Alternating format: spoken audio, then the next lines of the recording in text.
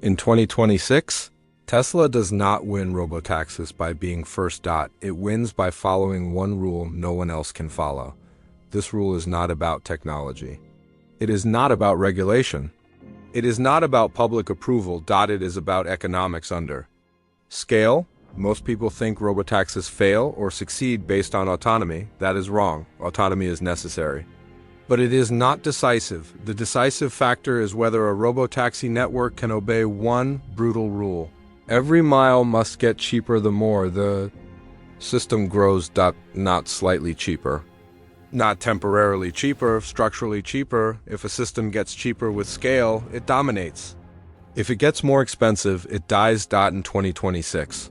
This rule decides everything. And by the end of this breakdown, you will understand why most robotaxi companies violate this rule, why Tesla was built around it, and why this single constraint determines who owns the future of transportation, why most robotaxi models break as they scale. Most robotaxi companies assume scale fixes everything. It does not. In fact, scale usually exposes the flaw. Here is the problem. Most robotaxi models get more expensive as they grow. More vehicles mean more maintenance, complexity, more edge cases, more operational overhead, more human intervention. Costs rise faster than revenue. This happens because their systems were not designed for repetition.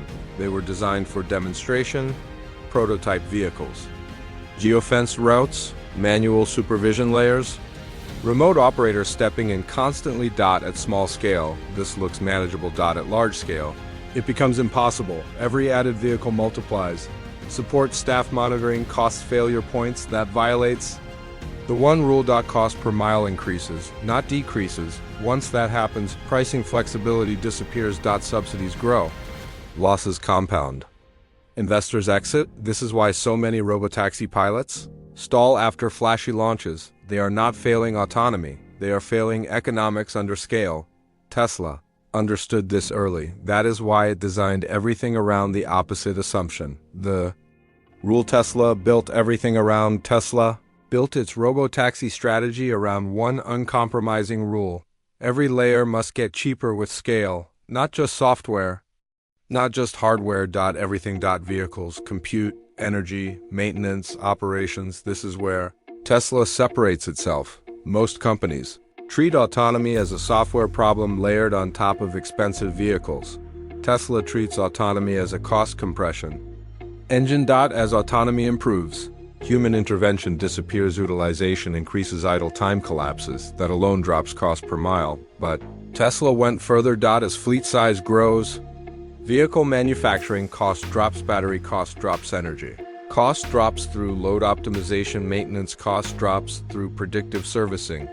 Each layer reinforces the others. This is not accidental. Tesla does not allow any component that scales linearly with fleet size. No remote drivers, no manual dispatch centers, no human fallback loops. Anything that adds cost per vehicle is rejected. This is why Tesla delayed robotaxis publicly, not because autonomy was unfinished, but because economics were unfinished. In 2026, Tesla does not launch because it can.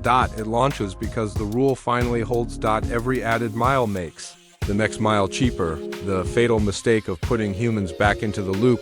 Every competitor made the same mistake when autonomy struggled. They added humans, remote drivers, safety operators, intervention teams, manual oversight layers. It felt responsible. It was fatal. Humans do not scale economically. Every human added to the system introduces linear cost growth, scheduling constraints, straining, overhead, error, variability. At small scale, this looks manageable. At large scale, it explodes. One remote operator per 10 vehicles becomes 100 operators per 1,000 vehicles. 1,000 operators per 10,000 vehicles. Costs compound faster than revenue. This violates the one rule immediately. Cost per mile stops falling. It rises. Worse, human fallback creates dependency. Engineering teams stop pushing autonomy hard enough. Operational teams design around intervention. Investors accept losses as temporary, but temporary fixes become permanent. Architecture. Tesla refused this path not because it was easier, because it was survivable. Tesla's rule is brutal. If a human is required to keep the system working. The system is not ready. No exceptions. That decision delayed launches. It frustrated observers. It confused analysts, but it preserved the only thing that matters. A cost curve that bends downward with scale. Why full autonomy is an economic requirement. Not a technical milestone. Most people think full autonomy is about capability. It is not. It is about cost survival. Partial autonomy impresses demos. Full autonomy sustains businesses the moment a system requires. Human intervention, remote supervision, manual overrides it. Fails the one rule. Costs stop falling. Every human touch adds. Latency, payroll, liability, complexity that turns a robotaxi into a fragile service instead of scalable infrastructure. Tesla understands this distinction. Autonomy is not a feature upgrade. It is a cost elimination engine. When autonomy reaches true reliability, driver cost goes to zero, dispatch cost goes to zero, intervention cost goes to zero, utilization increases automatically, vehicles drive more hours. Idle time collapses, revenue per asset multiplies. This is why Tesla refused halfway solutions. No remote drivers, no safety stewards, no hidden labor, because any human fallback becomes permanent. Once investors see a human safety net, they price it in forever. Tesla needed autonomy to cross a specific threshold, not perfect driving, but economically invisible driving, where the system operates without supervision at scale. That is the difference between a demonstration and a utility, and only one of those survives. The cost curve inflection that makes 2026 the deciding year. Every disruptive industry has an inflection point, a moment when costs fall fast enough that old models stop making sense overnight. For robotaxis, 2026 is that moment. Before this year, autonomy was improving, but costs were still too high. Compute was expensive, sensors were costly, intervention rates were non-zero. Kept cost per mile above the danger zone. But then the curve bent. Three things happened at the same time. First, neural networks crossed a reliability threshold, not perfection, but consistency across millions of miles. Second, hardware costs collapsed. Custom silicon, camera-first perception, no exotic sensors. Third, fleet learning compounded. Every mile trained the next mile. This is the inflection. When software improves faster than miles increase, hardware cost drops faster than deployment grows, intervention rates approach zero, cost per mile does not decline slowly. It falls sharply. That is when pricing power flips. At that point, Tesla can choose higher margins, lower prices, or both. Competitors cannot respond. They are locked into higher cost structures.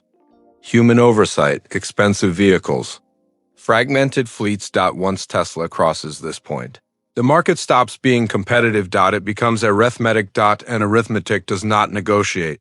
Why 20 cents versus 40 cents per mile changes everything. This is where the entire war collapses into math. Not branding, not marketing, not regulation. Just cost per mile. At 40 cents per mile, robotaxis are interesting. At 20 cents per mile, they are unstoppable. That gap does not sound dramatic. It is. Here is why. At 40 cents per mile, pricing flexibility is limited. Margins are thin. Expansion requires capital discipline. At 20 cents per mile, prices can undercut everyone. Margins stay. Massive expansion funds itself. This is not a 10% improvement.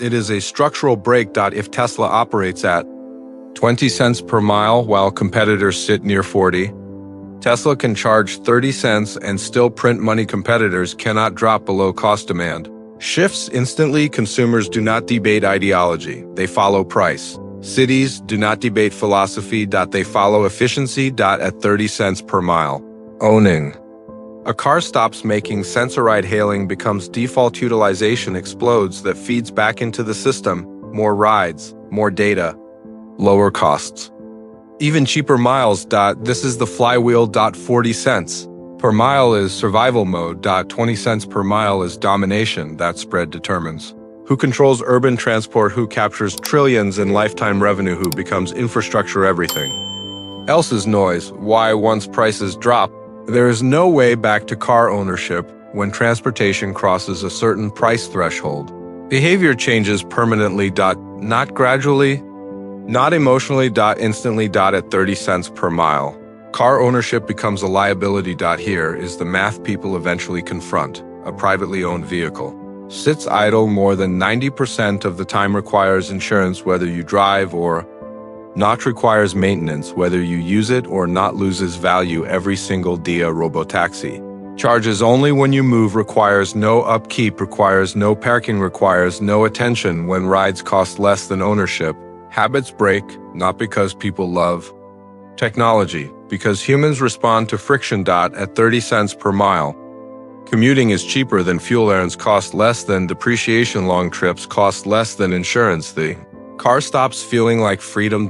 It starts feeling like overhead. This is the irreversible part. Once people experience no parking stress, no maintenance, surprises, no ownership anxiety, they do not go back. Just like people did not return to flip phones.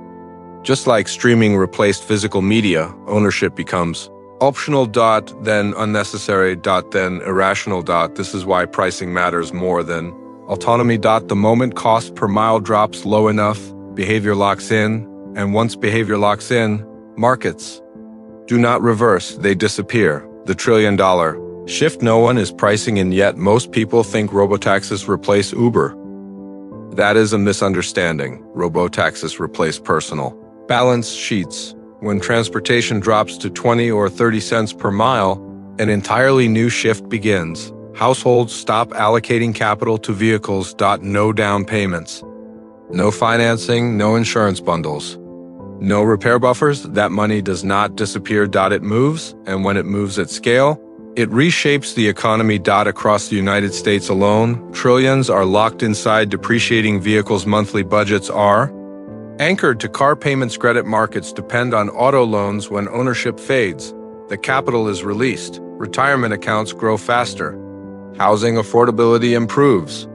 Consumer spending relocates. This is why the number matters. 20 cents versus 40 cents per mile is not just a pricing debate. It determines whether transportation remains an asset-heavy burden or becomes a lightweight utility. Utilities change behavior. And behavior changes economies. Investors, looking only at ride-hailing revenue, miss the real upside. The real value is not the ride. It is the capital migration that follows. That migration is measured in trillions. And once it starts, there is no centralized switch to turn it off.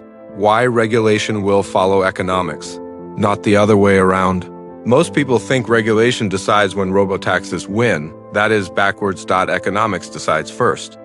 Regulation follows later. History is consistent on this. When a service becomes cheaper, safer, more reliable, governments adapt.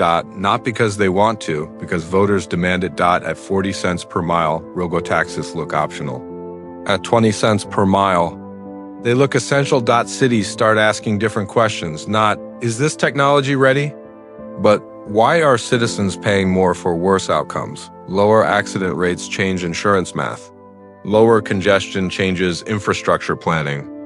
Lower emissions change compliance targets. At that point, blocking robotaxis becomes politically expensive. Regulators do not protect incumbents forever. They protect stability, and when the economic data shows fewer crashes, lower costs, higher mobility, excess resistance collapses. Quietly. Permits expand. Pilot zones grow. Restrictions loosen, not because Tesla wins arguments, because the numbers make delay indefensible. This is why Tesla focused on cost curves instead of lobbying. You do not need permission when your solution becomes unavoidable. Finally, when everything is stripped away, the future of robotaxis reduces to one equation: cost per mile multiplied by scale equals dominance. Nothing else survives scrutiny. Not brand, not hype, not first mover advantage. Only math. If Tesla reaches 20 cents per mile, it can underprice every competitor. It can self-fund expansion. It can absorb regulatory delays. It can outlast political resistance. At 40 cents per mile, competitors survive only if Tesla fails. At 20 cents per mile, failure becomes mathematically impossible. This is the final truth investors must confront. Robotaxis are not a transportation product. They are a cost structure war. And cost structure wars do not end in compromise. They end when one curve bends downward faster than all. Others. 2026 is not important because Tesla launches. It is important because the equation finally balances. When autonomy removes labor scale, removes inefficiency, data removes uncertainty, the system stops being experimental. It becomes infrastructure. Infrastructure does not compete. It replaces. That is how a few cents per mile decide $1 trillion future. Not loudly, not emotionally, but permanently.